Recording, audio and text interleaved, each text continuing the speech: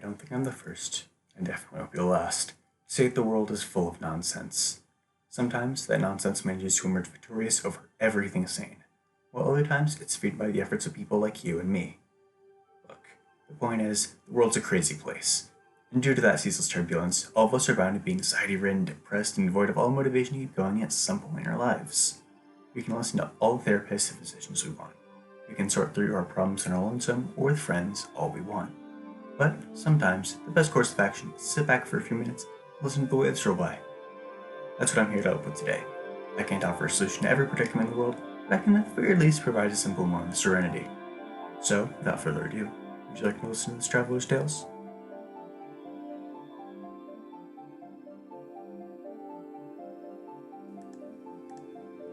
I believe it was midday, way back when. Must have been fall. I remember that all of the leaves in the trees were hues of red and orange and yellow and everything in between. The sky was colored with pale blue, no signature to the season, I believe. Apart from the trees and leaf-ridden ground, there seemed to be only one other landmark amongst that desolate forest. It was a small brook. Despite its span, one could easily step over it at a short bound. That small brook had carved its way deep into the undergrowth. By no means was the stream passing by at a rapid pace, though. The flow of water was instead quite slow. It meandered here and traipsed there as it slowly took its own path through the forest where none did tread. Other than the trees and the brook, there were no other signs of life in the forest. Not the time, to be certain. It was just me and the brook, existing in unacquainted harmony for those few brief moments before time decided to move on.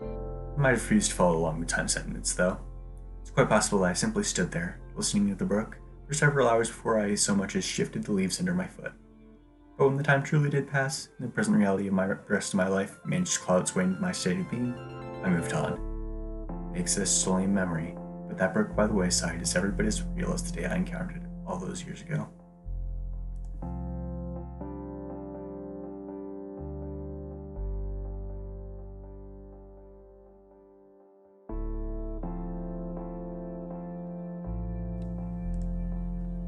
My pilgrimage had taken months.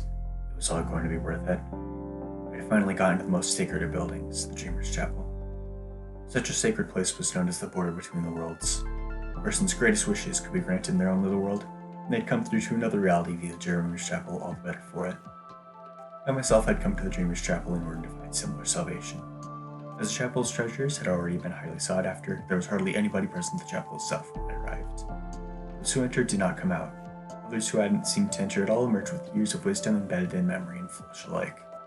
Looking up to the Dreamer's Chapel, I could see its glistening white marble spiral curl into the air with a sense of otherworldly magnificence.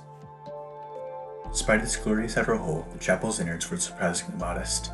Soft oak wood composed the interior floors, along with a small tavern and other pleasantries to greet weary travelers.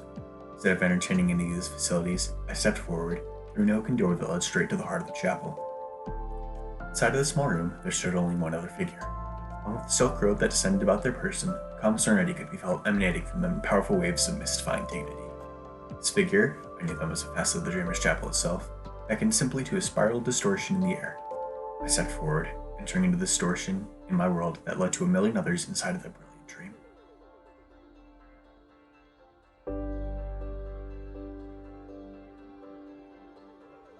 The garden reveals itself in a world with no sky. There are unending walls on all sides of the garden, but it is too dark to see those sheer cliff faces. Up above, everything is given to the void that no light can reach. There is light, however. It comes from the plants of the garden, flickering throughout the ground level of the world in a blue-green glow that seems to plaster everything. The light is warmth, providing a dense climate of perfect humidity and rich earth. That warmth flickers into everything, cycling back into the plants that overtake the world. In and of itself, the world is a ruined place.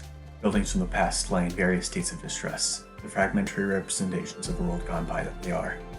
Dark oak and cobblestone compose a majority of the building materials, simple in nature and elegant in creation. For the most part, nature has taken back the world. Plants of all sorts, trees, ferns, grass-named crops, they all flower beautifully in every moist crevice, giving off the light that allows one and all to see the world aflame. Then there are the animals. They are not natural denizens, not at all. Instead, there is an almost alien beauty about them. Tooth and claw may exist in predator and prey alike, but those are not what catches the eye. The eye is instead caught by fur and scale and form. Abnormal textures make up the fur, coloring it white and black in every mammal that exists in the garden. The scales are sharp and rough and all too smooth all at once. These creatures, whatever they are, they look familiar. Some appear to be wolves, while others represent the worms of legend.